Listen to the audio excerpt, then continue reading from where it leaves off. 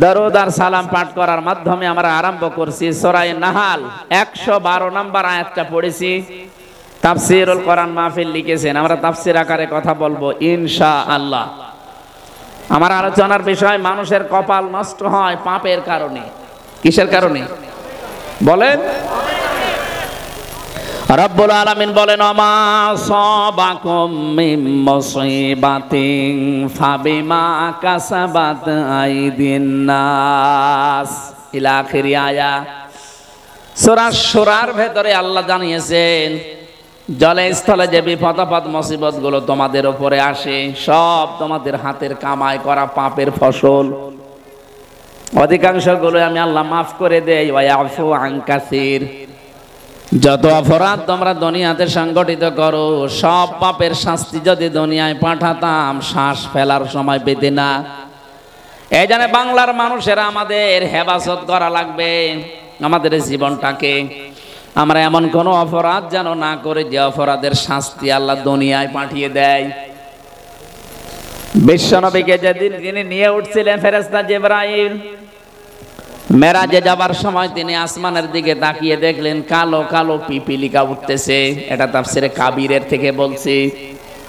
পিপিলিকা উঠতেছে কালো কালো, আবার কিছু কালো কালো পিপিলিকা নামতেছে। নবীজি জিজ্ঞাসা করলেন, ইয়া আখি জিবরাইল, ভাই জিবরাইল, এগুলো যে ওঠে নামে কি? ফেরেশতা বলে, হে রাসূল, আপনার উম্মতের ভেতরে যারা অপরাধ করে এই গোনাগুলো উঠতেছে আল্লাহর কাছে। আর ওই যে কালো কালো পিপিলিকা নামে গোনার বদৌলতে আল্লাহ আযাব পাঠাচ্ছে তাদের উপরে। মুফাসসির লিখেছেন, এই পৃথিবীতে যে ধরনের গোনা করে, অপরাধ করে, ওই অপরাধটা আল্লাহ তুলে নেয় উপরে।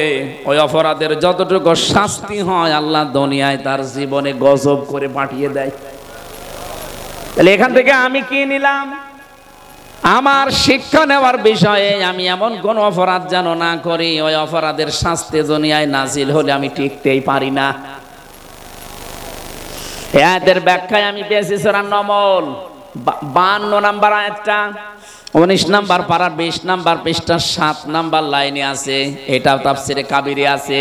ফাতিলকা বুয়ুতুহুম খাবিয়াতাম বিমা যালামু ইন্না ফি যালিকা লাআয়াতাল লিকাওমিন ইয়ালামুন। বলেন আল্লাহু আকবার। আল্লাহ পাক বলেন, ফাতিলকা বুয়ুতুহুম, বাইতুন দেয়নি, বুয়ুত বহু বচন। তিলকার আগে ফা আছে। আল্লাহ যেন তার আঙ্গুল দিয়ে ভাবে আমাদেরকে দেখাচ্ছেন, এই সেই ঘরগুলো। এই সেই, এই জবাব দেন না কেন? এই সেই ঘরগুলো খাবিয়াতান, আমি জনশূন্য করে দিয়েছি, পরিত্যক্ত বানিয়ে দিয়েছি, বিমা যালামু, তাদের জুলুমের কারণে। আয়াতটা যদি লূত আলাইহিস সালামের জামানার ঘটনা কেন্দ্রিক নাজিল করা, আমার তো মনে হচ্ছে 2024 সালের 5 আগস্টের বিকাল 5টার সময় আল্লাহ নতুন করে আবার নাজিল করেছে। আল্লাহ যেন হাত দিয়ে বাংলার মানুষকে দেখাচ্ছেন, এই সেই ঘর, এই সেই ঘর যেগুলো আমি জুলুম করার কারণে জনশূন্য করে দিয়েছি। এটাতে কত বাস্তব তার প্রমাণ কুষ্টিয়ার হানিফ সাহেবের বাড়ি, এই যে ইনাদের এমপি টগর মিয়ার বাড়ি। আপনি যে দেখেন এখন পরিত্যক্ত হয়ে গেছে, জনশূন্য। আমার মনে হয় জিন ভূত ওখানে থাকতে ভয় পায়, কারণ গণ টয়লেট এখন একটা টয়লেট হয়ে গেছে।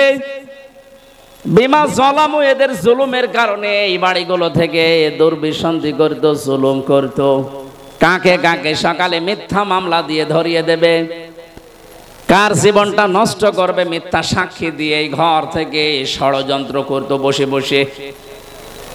আল্লাহ বলেন, যত জায়গায় এগুলো হয়েছে, ওই জালেম শুধু না, জালেমদের বাড়ি ঘর পর্যন্ত অভিশপ্ত বানিয়ে দিয়েছি। আমি 630টা থানার খবর জানি বাংলাদেশে, প্রায় থানায় আমি গেছি।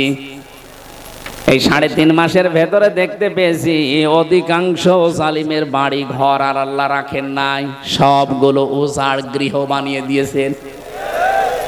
এখন এগুলো বানিয়েছে কে? না না, فقطع دابر القوم الذين ظلموا والحمد لله رب العالمين। সূরা আনআম 7 নম্বর পারার 12 নম্বর পৃষ্ঠা 4 নম্বর লাইনের 45 নম্বর আয়াতের প্রথম অংশে আছে রব্বুল আলামিন বলেন, জালেমদের শিকড় কেটে দেওয়া হয়ে গেছে। কতিয়া এটা মজহুল, এর ফাইল জানা নেই, কে কেটেছে কেউ জানে না।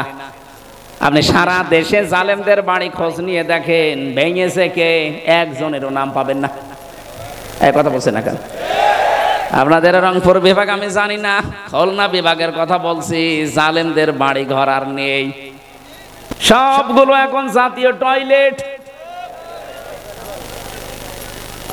এমনি এমনি এগুলো হয়নি। আল্লাহ বলেন বিমা যালামু, এখানে বসে জুলুম করতো, জুলুমের দুর্বিসন্ধি করতো এরা। ইন্না ফি যালিকা লায়াতান, লামে তাকিদ, অবশ্যই এর ভেতরে তোমাদের জন্য শিক্ষা আছে। লিকাউমি ইয়ালামুন, যারা জ্ঞানী তাদের জন্য এখানে শিক্ষা। এদের এত বড় 15 বছরের কঠিন শিকড় যদি আল্লাহ কেটে ফেলতে পারেন, আগামী 5 বছরে অনেকে চিন্তা ভাবনা নিয়ে আসে, এই দুর্বিসন্ধি আটতেছে, আগে চেয়ারে বসি দেখেন কি করি।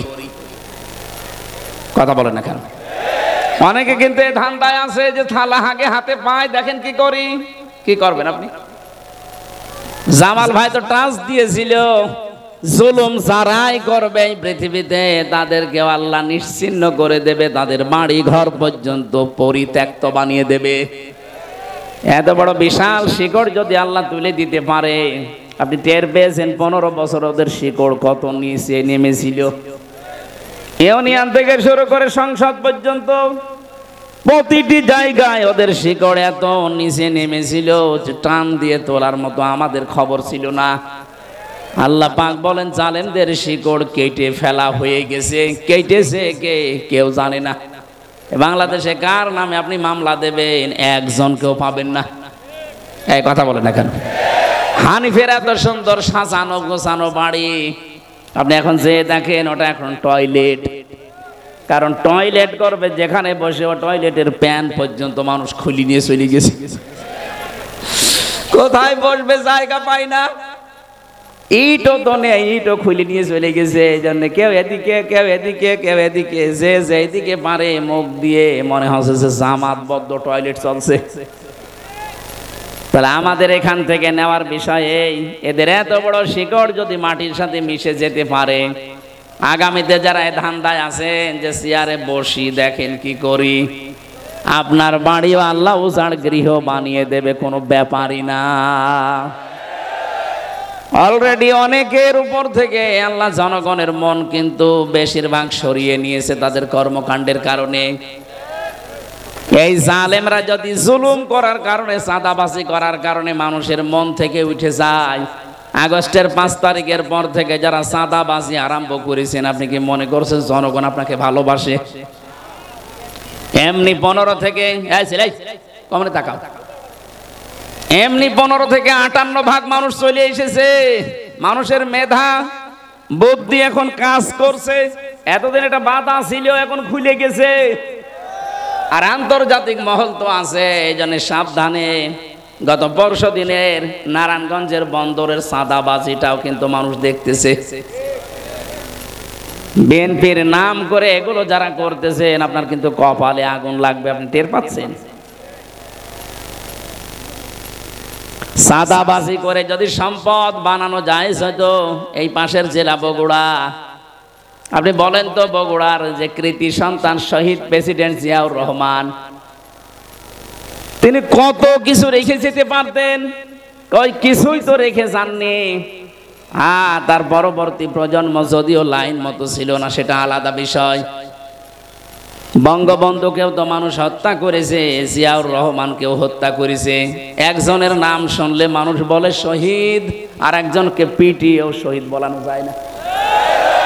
এমনি এমনি এটা তার জীবনে এমন এমন কিছু কাজ আপনি পাবেন। আরাফাতের ময়দানে যে নিমের গাছ, ওই দেশের মানুষ জিয়া ট্রি বলে ডাকে, তার মানে জিয়া ওই গাছটা লাগিয়েছিল। লক্ষ লক্ষ হাজিরা আরাফাতের এই ময়দানে, উত্তপ্ত ময়দানে একটু ছায়া পায়। আমার মনে হয় আরাফাতের ময়দানে যেহেতু দোয়া কবুল হয়, লক্ষ লক্ষ হাজিরা যখন ওখানে থাকে, গাছের ছায়া পাওয়ার পরে যদি মন থেকে দোয়া করে, ছায়ার ব্যবস্থা যে করেছে আল্লাহ তুমি মাফ করে দিও, কবুল হয়ে যাবে। কিন্তু আপনি তার আদর্শ ধারণ করার কথা বলেন আর আপনি চাঁদাবাজি করেন। আপনি মানুষ, খবর যদি জায়গা মতো চলে যায়, দলীয় পদ না, জীবন পর্যন্ত থাকবে না। এই জন্য আমরা শিক্ষা নেব, আমরা যেন চাঁদাবাজি না করি, এবং কেউ করলে আমরা করতেও দেব না। আমিরে জামাত ডাক্তার শফিকুর আমিরে জামাত ডাক্তার শফিকুর রহমান ঘোষণা দিয়েছে, এই দেশে যদি ইসলাম আমরা নিয়ে আসতে পারি, এ দেশে চাঁদাবাজি হবে না, কাউকে করতেও দেব না। এটা আমরা চাই না। এই জন্য জালেমদের যে পরিণতি হয়েছে গুনার কারণে, অপরাধের কারণে, আমাদের হোক, আমরা চাই। আল্লাহ পাক বলেন যহারাল ফাসাদু ফিল বাররি ওয়াল বাহরি বিমা কাসাবাত আইদিন নাস লিয়ুযীকাহুম বা'দাল্লাযী আমিলু লা'আল্লাহুম ইয়ারজিউন। সূরা রোমের 41 নম্বর আয়াতে আছে, জলে স্থলে যে বিপদ আপদ মুসিবত গুলো আসে, একটাও আমি দিতে চাই না, সব তোমাদের হাতের কামাই করা ফসল। আমি চাই এগুলো দিয়ে তোমাদেরকে তোমাদের পাপের কিছু শাস্তি দিতে, যেন তোমরা ফিরে আসো। এই জন্য আমি ওই যে শানে নজরুল বলছিলাম, বিশ্ব নবী যখন দেখলেন কিছু পিপিলিকা উঠতেছে আকাশে, আর কিছু পিপিলিকা কালো কালো নামতেছে, ফেরেশতা বলে, হে রাসূল, এই যে ওঠে এগুলো আপনার উম্মতের পাপের ফসল উঠতেছে, আর যেগুলো নামে ওগুলো তাদের পাপের কারণে আল্লাহ গজব নামাচ্ছে। তাহলে দুনিয়া আমরা যারা বাস করি, আমাদের এই মুহূর্তে সতর্ক হওয়া লাগবে। আল্লাহ কিন্তু একটা নির্মল, শান্ত, এমন একটা সুন্দর গ্রামের উদাহরণ আমাদের সামনে আজকে সেট করেছেন তেলাওয়াতকৃত আয়াতে। এটা সূরা নমল থেকে বলছি, বাংলাদেশের সাথে আমি আয়াতটা মিলাবো আজকে। সূরা নাহাল থেকে বলছি, 112 নম্বর আয়াত। সূরা নাহাল মানে মৌমাছি। নাহাল মানে কি? প্রথমে নামকরণের একটা শিক্ষা আছে, এটা বলে নেই। 68 নম্বর আয়াতে পাবেন, ওয়াওহা রাব্বুকা ইলান নাহলি আনিত্তাখিযি মিনাল জিবালি বুয়ুতা ওয়া মিনাশ শাজারি ওয়া মিম্মা ইয়ারিশুন। আল্লাহ পাক বলেন, আমি মৌমাছির প্রতি ওহী করেছিলাম শুধু একবার, যে 3 জায়গায় বাসা বাঁধবা তোমরা, নিজেদের ঘর বাড়ি বাঁধবা 3 জায়গায় মাত্র, পাহাড়ের চূড়ায়, গাছের ডালে, আর মানুষের ঘরের চালে বা কার্নিশে ছাদে। নবী আপনি দেখবেন এই 3টা জায়গা ছাড়া আজ পর্যন্ত মৌমাছিরা কোনো জায়গায় বাসা বাঁধে না, কিয়ামত পর্যন্ত বাঁধবেও না। আমার প্রশ্ন হচ্ছে, মৌমাছিদের আল্লাহ আদেশ করেছে কয়দিন? কথা বলে না কেন? মাত্র একদিন একটা আদেশ দিয়েছে, ওইটা আজ পর্যন্ত ওরা মেনে চলছে, কিয়ামত পর্যন্ত চলবে। এই জন্য ওদের ভেতরে কোনো ঝামেলা নেই। আর আমাদেরকে কোরআনে আল্লাহ আমাদের আদেশ দিয়েছেন 500। কয়টা? একটাও আমরা মানি না। ওরা একটা আদেশ পেয়ে একটাই মেনে চলছে, ঝামেলা নেই। 500টা পেয়েছি, একটাও মানি না, ঝামেলা হবে না? হবে কি? এই জন্য আমাদের উচিত হচ্ছে কোরআনে কারিম থেকে এই 500 আয়াত জেনে বুঝে আমাদের এই প্র্যাকটিক্যাল লাইফে এখন থেকে মিলানো। তাহলে ওই যে পাপগুলো উঠতেছে ওগুলো বন্ধ হয়ে যাবে। কারণ কোরআনের সমাজ যখন কায়েম হয়, কোরআন যখন বিজয় হয়, তখন হালালকে হালাল, হারামকে হারাম জানা এবং ছেড়ে দেওয়া সহজ হয়। তিরমিজি শরীফের হাদিস, নবীজি বলেন, মান করাল কোরআনা ফাস্তাযহারাহু, যে ব্যক্তি কোরআন পড়বে আর কোরআনকে বিজয়ী করার জন্য চেষ্টা চালাবে। এজহার মানে শুধু প্রকাশ করা না, এজহার মানে কায়েম করা, এজহার মানে বিজয় করা। কোরআন যদি সত্যি ব্যক্তি, পরিবার, সমাজ আর রাষ্ট্রে বিজয়ী হয়, ফাহাল্লা হালালাহু ওয়া হারামা হারামাহু, হালালকে হালাল আর হারামকে হারাম জেনে ছেড়ে দেওয়া সহজ হয়। এ বাংলাদেশে 54 বছরে কোরআন বিজয়ী হয়নি, এই জন্য হালালকে হালাল জানার পরও আমরা অনেক জায়গায় মানতে পারিনি, হারামকে হারাম জানার পরও ছেড়ে দিতে পারিনি। কথা বলে না কেন? এদের সুদ হারাম জানার পরও আমরা ছেড়ে দিতে পারি না। কারণ কি? কারণ কোরআন এই দেশে বিজয়ী নেই। কোরআনে কারীম যেখানে অর্থনীতিতে থাকা দরকার ছিল ওই জায়গায় কোরআন আজ নেই। জাকাত ভিত্তিক অর্থনীতি রাষ্ট্রীয়ভাবে কায়েম করতে চেয়েছিল কোরআনে কারীম, সেখানে আমরা নিয়ে যেতে পারিনি। এজন্য সুদ ভিত্তিক অর্থনীতি জারি থাকার কারণে হারামকে হারাম জানার পরও আমরা অনেকে এখন মানতে পারছি না। অর্থনীতির যে চ্যাপ্টার গুলো আছে সূরা বাকারার 168 কি 175 নম্বর আয়াত থেকে 80 নম্বর আয়াত পর্যন্ত তাফসিরে ফি জিলালিল কোরআন দেখবেন। ব্যবসা যে একটা ইবাদত, অর্থনীতি একটা ইবাদতের মূল মানদণ্ডের ভেতরে একটা, অনেকে আমরা জানিও না, মানিও না। কারণ না জানলে আপনি মানবেন কি করে? এখানে 100 জনের মনে হয় 98 জন ফেল করবে যে মোশারাকা কি বলেন তো, মোদারাবা কি বলেন তো, মোরাহাবা কি বলেন তো, বায়ে সালাম কারে বলে, বায়ে ইস্তেসনা কারে বলে, বায়ে মুআজ্জাল কারে বলে, বায়ে ওয়াহিদা কারে বলে, 28টা নিয়ম আছে। আপনি যে ব্যবসা একটা ইবাদত, একটাও জানেন না তো ইবাদত হচ্ছে কি করে। অথচ বিশ্ব নবী নিজের জীবনে মোদারাবা তিনি পালন করে দেখিয়েছেন। ইসলামী ব্যাংকে এখন যেটা আছে, হযরতে খাদিজাতুল কুবরা অর্থ দিয়েছিলেন, নবীজি শ্রম দিয়েছিলেন, এইটার নাম আরবিতে মোদারাবা বলে। ইসলামী ব্যাংকে যান, টাকা পয়সা দেবেন, আপনার টাকা আর তাদের শ্রম, তারা বিভিন্ন কায়দা কৌশলগুলো ব্যবহার করে আপনার টাকায় আরো টাকা বাড়তে থাকবে। আর বাকি যে ব্যাংকিং ব্যবস্থা দেশে আছে, সোনালী, চৈতালি, রূপালী, আমি বাকিগুলোর নামও জানি না, সব ব্যাংকে দেখবেন সরাসরি আপনাকে জবাই করায়। এখন যদি বলেন হ্যাঁ ইসলামী ব্যাংকেও আছে, হ্যাঁ আছে, কিন্তু যতদিন পর্যন্ত দেশে যাকাত ভিত্তিক অর্থনীতি রাষ্ট্রীয়ভাবে আপনি কায়েম করে দেখাতে না পারবেন, ততদিন ইসলামী ব্যাংক না, ফেরেশতা জিবরাইল ব্যাংক যদি খোলে সে ওষুধ খাওয়া লাগবে। কথা বুঝতেছে? এই যে টুপিটা সুন্দর লাগছে না, এর ভেতরে সুদ আছে। প্রশ্ন আসতে পারে হুজুর মানুষ সুদের টুপি মাথায় দিয়ে নামাজ পড়েন। আরে বেটা, নবীজি নিজে মক্কায় 13 বছর নামাজ পড়েননি? কথা বলেন না কেন? তো ওই সময় তার তো কাবা শরীফের ভেতরে 360টা মূর্তি ছিল, 360টা মূর্তি সামনে নিয়ে নামাজ পড়ে নামাজ হয়? ও বলছেন না, আরে নবীর নামাজ হয়নি। আজ যে বললাম টুপিটার ভেতরে সুদ, এই যে সুন্দর দেখতে কোটিটা কি সুন্দর লাগছে, এর ভেতরে সুদ আছে।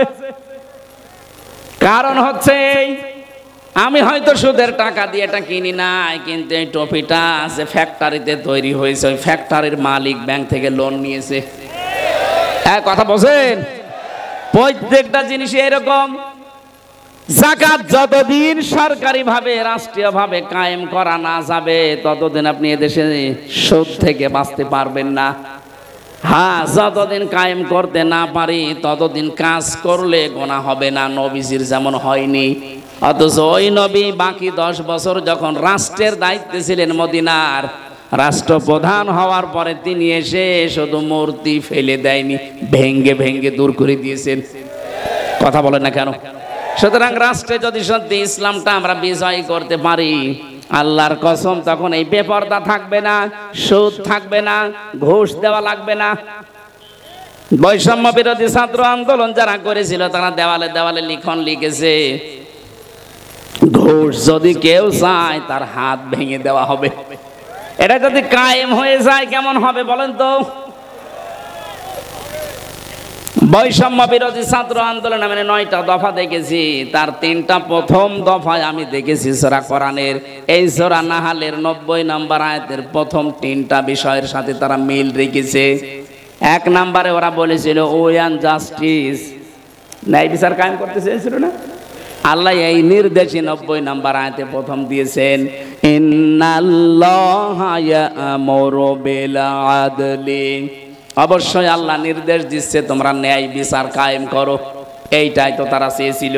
কথা বলেন না কেন? 2 নম্বরে তারা চেয়েছিল মানবাধিকার। আল্লাহ পাক বলেন আমিও দ্বিতীয় এইটাই চেয়েছি, অল ইহসান। ইহসানের 27টা ব্যাখ্যা আছে, এর ভেতরে 1 নাম্বার ব্যাখ্যা ইহসান মানে ভালো ব্যবহার করো। কোথায় ছিল ভালো ব্যবহার বাংলাদেশে? বলে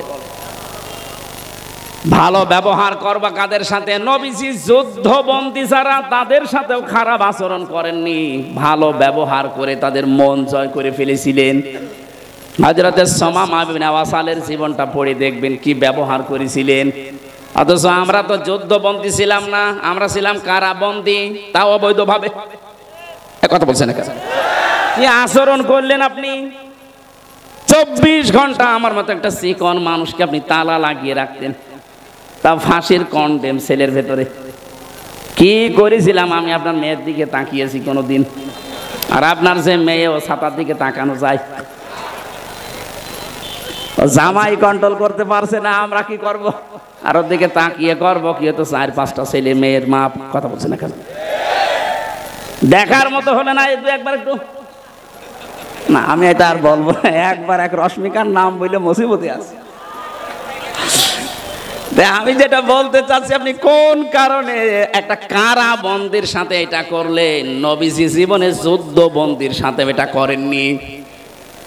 ইহসান কোথায় পেয়েছেন? এই কারণেই তো জনগণ নেমে পড়েছে রাস্তায়, যে আমরা মানব অধিকার চাই, আমরা মানবতা চাই।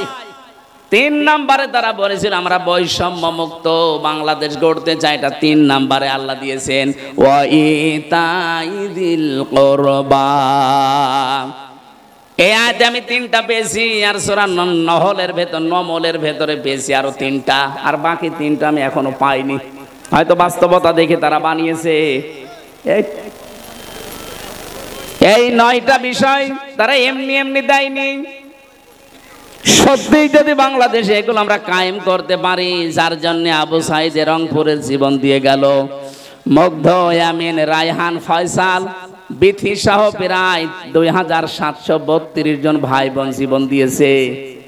এদের এই রক্তের ঋণ শোধ করতে হলে অবশ্যই তাদের যে দফাগুলো ছিল এগুলো আমাদের এখন বাস্তবে দেখানো দরকার। এটা নিয়ে এখন ষড়যন্ত্র হচ্ছে। আমার ভাইরা রংপুরবাসী, যে কথাটা বলতে চাচ্ছিলাম আপনাদের, আমাদের অপরাধ বাদ দেওয়া লাগবে। যে যেখানে আছি ওই জায়গায় আপনারা থামবেন, নয়তো আল্লাহ পাক দুনিয়াতে যে আযাবগুলো পাঠাবেন, একটা দেশে যেহেতু আমরা মানছি না। আমি তো অর্থনীতির কিছু টাচ দিয়েছিলাম, আমার সাবজেক্ট যদি আজকে অর্থনীতির উপরে থাকতো তাহলে 28টা বিষয় একটা একটা করে আমরা বলতে পারতাম। কত মানুষ এখানে মনেই করে না যে এটা সুদ। টাকা ছেড়ে রাখে, টাকা আসে না এই এলাকায় নেই। যে 1000 টাকা দেয়, মাসে মাসে আরো 200 টাকা করে বেশি পায়। 1100 হোক, হ্যাঁ? আরে বাবা, বলেন তো এটা সুদ? বলেন না কেন? আর সুদের নিম্ন গুনাহ মায়ের সাথে 33 বার জিনা করা, আর বড় গুনাহ আল্লাহ রাসূলের সাথে যুদ্ধ ঘোষণা দেওয়া। আপনি নিজের মায়ের সাথে 33 বার জিনা করে আসেন আর নামাজে দাঁড়ান, আপনার নামাজ নীতি আল্লাহর বয়ে গেছে কি? সুতরাং যারা টাকা ছেড়ে রাখেন, টাকা আসে, ব্যবসায় আছেন, এই মুহূর্তে এই ব্যবসা বাদ দেওয়া লাগবে। কারা কারা এটা বাদ দিয়ে দেবেন? হাত তোলেন তো। এই যে এলাকায় আছে, হ্যাঁ ঠিক আছে ভাই, ছেড়ে দেবেন। এটা যেহেতু আছে এলাকায়, আশা করছি ছেড়ে দেবেন। ছেড়ে দেবেন তো ইনশাল্লাহ? হ্যাঁ। মৌমাছির এই নামকরণ থেকে কথাগুলো নিয়ে এসেছিলাম। একটা আদেশ পেয়ে তারা মানতেছে, কিয়ামত পর্যন্ত মানবে, এজন্য কোনো ভেজালে তারা পড়ে না। আমাদের আল্লাহ দয়া করে 500 আদেশ দিয়েছিলেন, একটাও আমরা মানতে পারি নাই, এই জন্য আমরা এত ভেজালে আছি। এখন থেকে আমরা আল্লাহর যে একটা গ্রামের উদাহরণ আমাদের সামনে দিয়ে শিক্ষা দিতে চাচ্ছেন, এটা দেখি আমাদের এই বাংলাদেশের সাথে মেলে কিনা। ওয়ারাবাল্লাহু মাসালান ক্বরিয়াতান কানাত আমিনাতাম মুতমাইন্না। আল্লাহ পাক বলেন একটা গ্রামের উদাহরণ দিলাম, উপমা দিলাম। কি ছিল সেই গ্রাম? 2টা জিনিস আমি ওই গ্রামে রেখেছিলাম। 1 নম্বরে সেখানে আমানা ছিল, শান্তি ছিল। দুই নম্বরে মুতমাইন্না, নিশ্চিন্তে বাস করা যেত। তাফসিরে ইবনে কাসিরের ভেতরে এই কানাত আমিনাতান মুতমাইন্নাতান এই দুইটা শব্দের ব্যাখ্যায় তারা অধিকাংশ মুফাসসির দিয়েছেন এটা কাবা শরীফের এলাকা।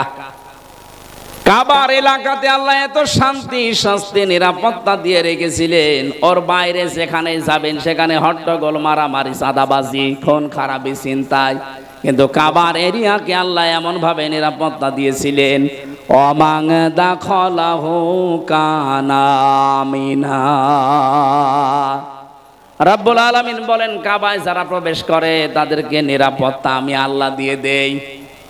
এবার আপনি বলেন তো, বাংলাদেশ কি কাবা শরীফ? বলেন বলেন। এটা কাবা থেকে 6010 কিলোমিটার দূর। এই দেশকে যদি আমরা নিরাপত্তার চাদরে ঢেকে রাখতে চাই, মাস্ট বি আমাদেরকে কাবায় যেটা চলে ওইটা এখানে কায়েম করা লাগবে। কাবায় কি চলে?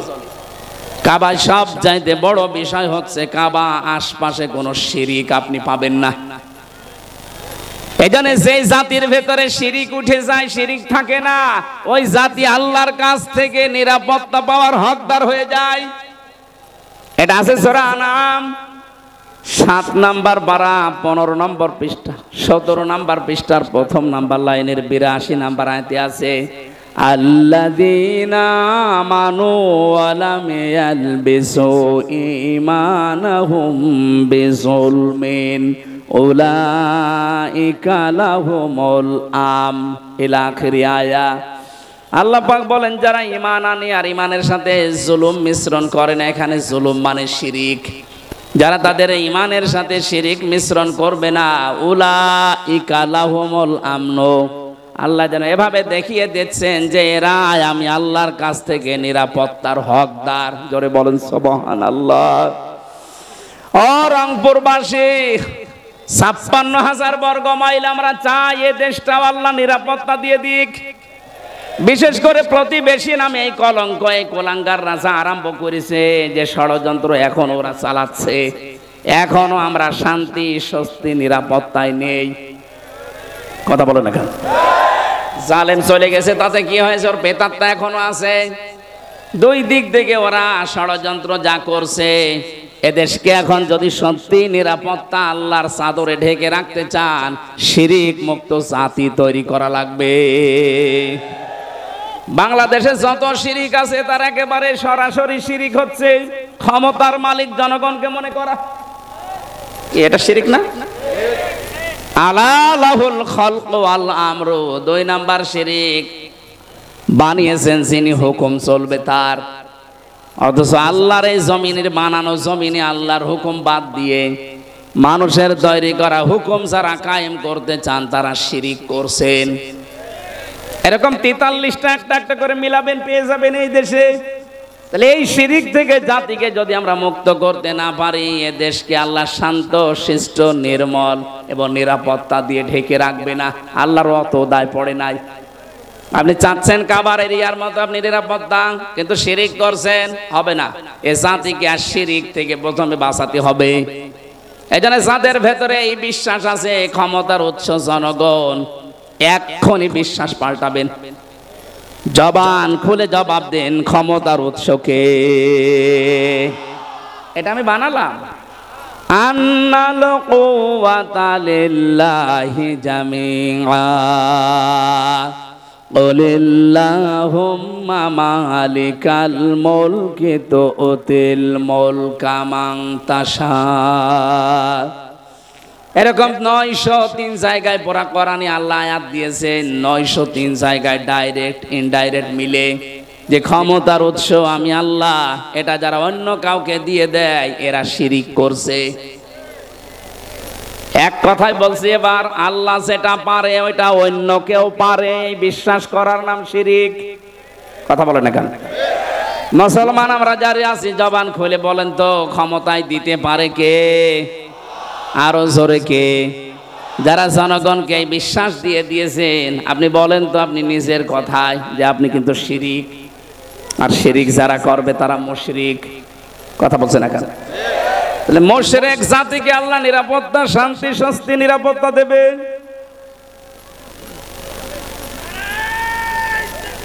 এই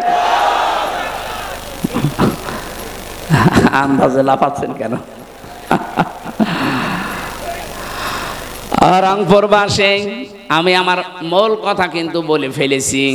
এই দেশকে যদি আমরা কাবার মতো নিরাপত্তার চাদরে ঢেকে রাখতে চাই, সবাই একমত হওয়া লাগবে, দেশ থেকে আমরা শিরিক তুলে দেব।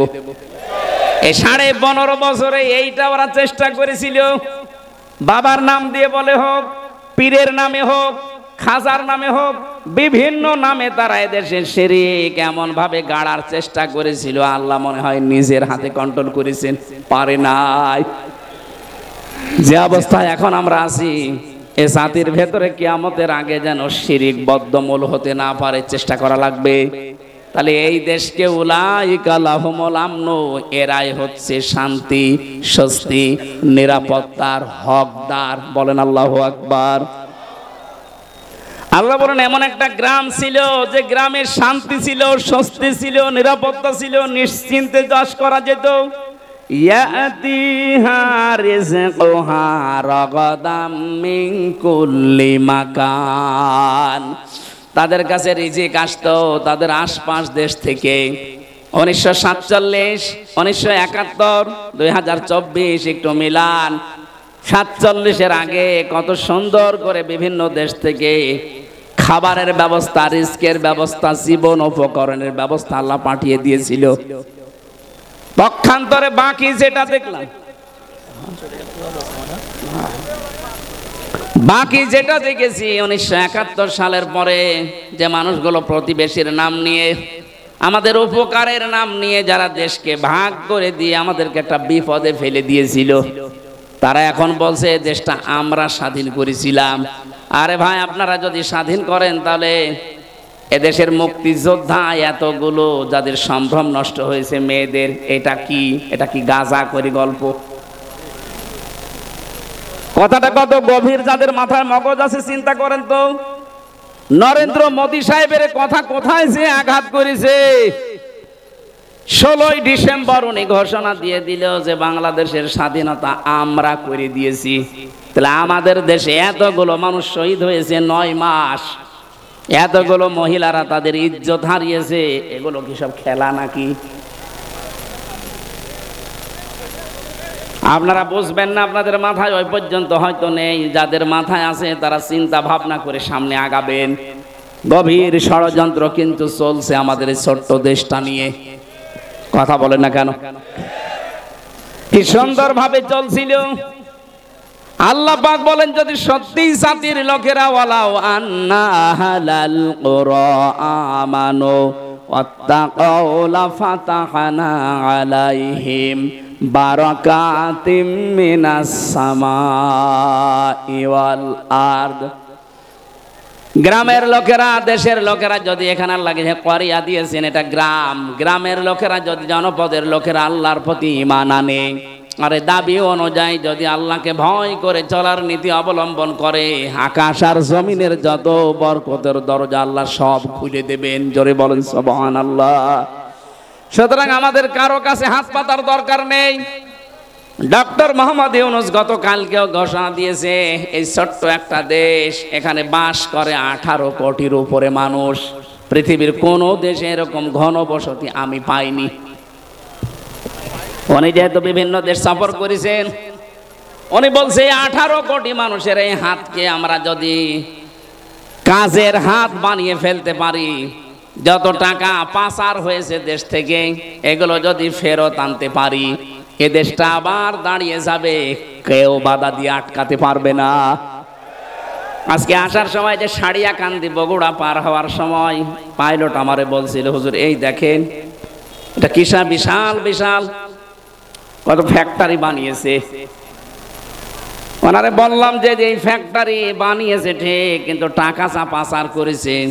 ওই মানুষগুলো যদি টাকাগুলো পাচার না করে বেগম পাড়া সাহেব পাড়া না বানিয়ে শুধু এই দেশেই যদি কর্মসংস্থান তৈরি করতো, লক্ষ লক্ষ মানুষের বিদেশ যাওয়া লাগতো না, এই দেশেই তারা বৈধ কাজ করে আয় করতে পারত।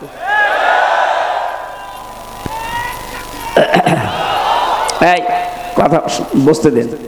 কি করলেন আপনি টাকাগুলো বাইরে গিয়ে? বাইরে তো গিয়েছিলাম কিছুদিন আগে, মালয়েশিয়া, সিঙ্গাপুর আপনি বানিয়েছেন, ওখানে সাহেব পাড়া, কানাডায় বানিয়েছেন বেগম পাড়া, কি হচ্ছে পড়ে আছে এখন। এতগুলো টাকা আপনি সেখানে ফেলে রাখলেন। একটা মূর্খ মানুষও বোঝে যে টাকা এক জায়গায় ফেলে রাখলে ওটা একটা কাগজ, ওটা যদি আপনি কাজে লাগান 10টা মানুষের কর্মসংস্থান তৈরি হবে, 10টা মানুষের পরিবার চলবে, আল্লাহর আরশ আপনার উপরে খুশি হয়ে যাবে। এই দরবেশ মার্কা মানুষগুলোকে কথাও বোঝে নাই। এতগুলো টাকা পাচার করে দেশকে আপনি ঋণের একটা বোঝা দিয়ে গেলেন। এই দেশে এখন যদি কেউ জন্ম নেয় তার মাথার উপরে 1,10,000 টাকা ঋণ। ও এখনো পেট থেকে আসতেই পারলো না, তার মাথার উপরে ঋণ 1,10,000 টাকা। কি দিয়ে গেলেন দেশটাকে, আর বলে আমরা রোল মডেল বানিয়েছি। রোল মডেল বানিয়েছেন আপনি, ঋণের রোল মডেল।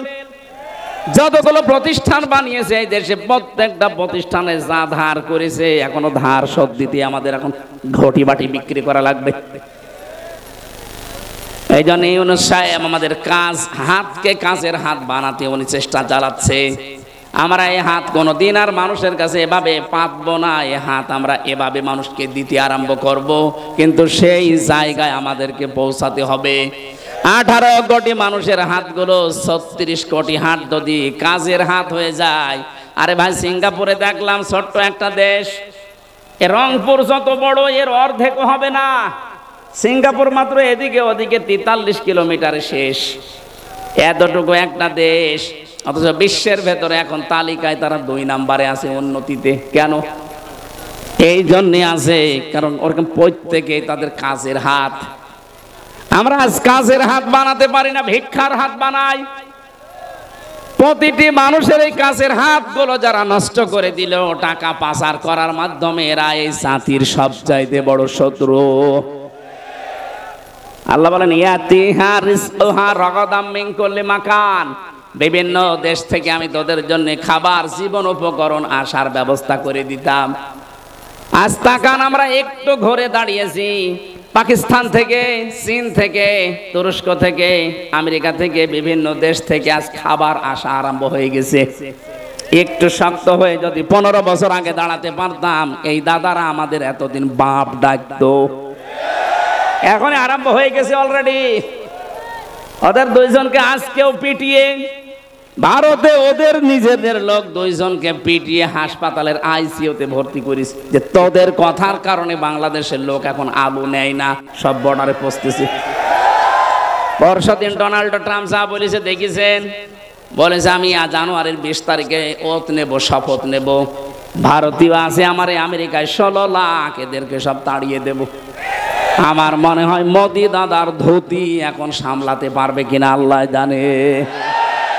আমাদের চট্টগ্রাম নিয়ে নেবেন, আপনি নিজেরটা ঠেকান, 7 সিস্টার থাকে কিনা।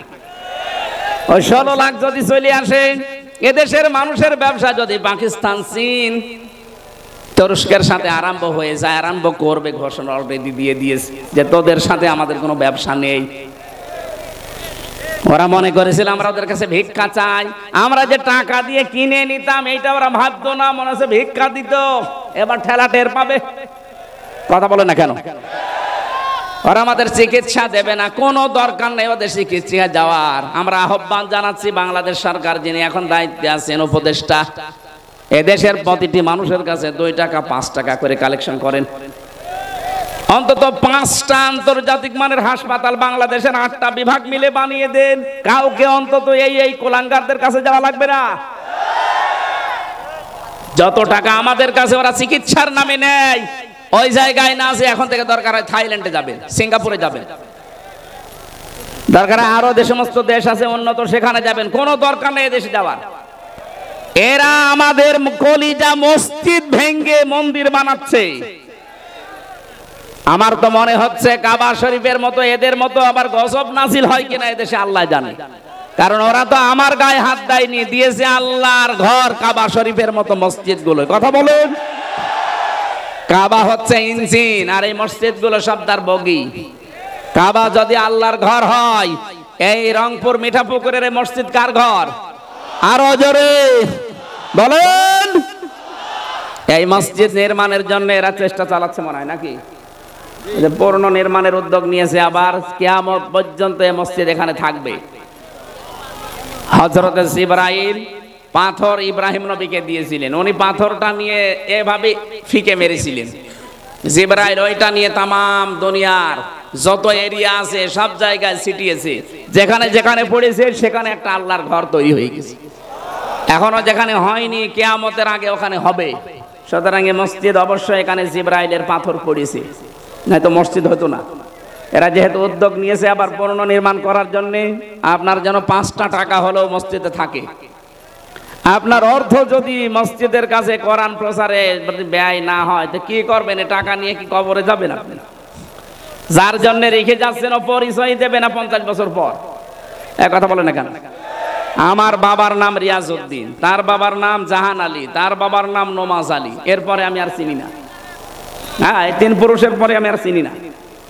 এখন বলেন তো, নমাজ আলীর বাবা 60 বছর আগে মারা গেছে, ও যদি এখন কুষ্টিয়ায় এসে বলে যে এই 2 তলা বাড়ি আমার, আমি বানিয়েছিলাম এগুলো, ওর দাঁত মুখ খুলে ফেলবো না? যে ভণ্ডামি করা জায়গা পান না। কিসের নমাজ আলীর বাবা? আপনি তো নমাজ আলীরই চিনি না। অথচ এইটা রেখে যাচ্ছেন 50-100 বছর পরে যদি আল্লাহ আপনাকে আবার ফেরত দেয়, এসে এই নিজের জমি নিজের জায়গা, যারা ওই সময় বাস করবে তারাও আপনাকে চেনে না, আপনিও তাদেরকে চেনেন না। সুতরাং হায়াত থাকতে এমন কিছু করে যান যেন কিয়ামত পর্যন্ত মানুষ সেজদা দেয় আর আপনি পেতেই থাকেন। তার ভেতরে এই মসজিদ একটা। আশা করছি এদিকে একটু নজর দেবেন। আমাকে অত বলি না, আমি তো আদায় পারি না। চলে গিয়েছিলেন আবার এসেছেন, এই জন্য ওনারা লিখে দিয়েছে। আমরা আয়াতের দিকে যাই নাকি? ফাকাফারাত বিআনউমিল্লাহ ফাযাকাল্লাহু লিবাসাল জুই ওয়াল খাউফি। রব্বুল আলামিন বলেন, ওই জামানার মানুষগুলো যখন আল্লাহর নিয়ামতের সাথে তারা কুফরি আরম্ভ করেছে, তাদেরকে আমি 2টা পোশাক পরিয়ে দিলাম মজা সাকাতে। একটা হচ্ছে খোদার পোশাক আর একটা হচ্ছে ভয়ের পোশাক। এরপরে দিয়েছেন বিমা কানু ইয়াসনাউন, ওরা যা করেছিল ওর মজা সাকাতে আমি আল্লাহ এই 2টা পোশাক দিয়েছি। বাংলাদেশেও যে ভয়ের পোশাক, ভয়ের সংস্কৃতি তৈরি হচ্ছে, খোদার যে পোশাক সামনে আসতেছে, অনেকে বলতো এ দেশে দুর্ভিক্ষ হবে না, কখনো সম্ভব না। আমাদের হাতগুলো আমরা সামনে যা আছে এটা নিয়ে কাজে লাগাবো, কেউ যেন বসে খাওয়ার চিন্তা না করি। আর টাকা পাচার তো দূরের কথা, আহ্বান জানাবো যার যা পাচার হয়েছে ওগুলো হয় নিয়ে আসেন, নাই ওর ছেলে মেয়ে, ওর স্ত্রী পুত্র, স্থাবর অস্থাবর সম্পদ যা আছে সব বাজেয়াপ্ত করে রাষ্ট্রের কাজে লাগিয়ে দেন। হ্যাঁ, কথা বলেন না কেন? রাষ্ট্রের কাছ থেকেই তো আপনি মেরে কেটে খেয়েছেন, এখন রাষ্ট্রে ফেরত দেন, দেশটা দাঁড়িয়ে যাবে। আল্লাহ উদাহরণটা দিয়েছেন, যদিও মক্কা শরীফের বাংলাদেশের সাথে আমরা এই আজটা মিলাতে চাই। খোদার পোশাক, দুর্ভিক্ষের পোশাক, ভয়ের কোনো পোশাক আমাদের শরীরে আর লাগতে দেব না। যে যেখান থেকে আসি আমরা ইনশাআল্লাহ আল্লাহর উপরে ভরসা করে তাকওয়ার জীবন অবলম্বন করে দাঁড়িয়ে যাব। আল্লাহ তৌফিক দেন, বলেন আমিন। আমার আরেকটা আছে অনুষ্ঠানের জন্য আমি আজকে আর আগাচ্ছি না, এখন আর 2 মিনিট আছে, আজান দেবে। আপনারা টাকা পয়সা যা এনেছিলেন দিয়ে দিয়েন মসজিদে, এগুলো পারি না আমি। আল্লাহুম্মা আমিন। রব্বানা আতিনা ফিদ দুনিয়া হাসানা ওয়া ফিল আখিরাতি হাসানা ওয়া কিনা আযাবান নার ওয়া আদখিলনাল জান্নাতা মা'আল আবরার রব্বিরহামহুমা কামা রব্বায়ানি সাগীরা। তোমার ঘর নির্মাণের জন্য যারা প্রস্তুতি নিয়েছে, এ বিশাল আয়োজন করেছে, আল্লাহ কবুল করে নাও। রব্বুল আলামিন যে যেইভাবে কোরআনের আলোচনার দিকে এগিয়েছে তার দিকে তোমার রহমত এগিয়ে দাও। শারীরিকভাবে অসুস্থ আছি এখনো, আল্লাহ তুমি শেফায়ে কামেলা জেলা দাও। বহু কষ্ট স্বীকার করেছে আজকের এই মানুষগুলো, নারী পুরুষ সবাইকে, যে যেইভাবে কষ্ট করেছে তোমার রহমত তার দিকে ওইভাবে এগিয়ে দাও। আল্লাহুম্মা গফিরলি ওয়ারহামনি ওয়াহদিনি ওয়াফিনি ওয়ারযুকনি ইয়া রাব্বাল আলামিন। মরণ আসলেই যেন পড়ি লা ইলাহা ইল্লাল্লাহু মুহাম্মাদুর রাসূলুল্লাহ। অন্ধকার চারিদিকে আস্তে আস্তে দিকে বাড়ি চলে যান।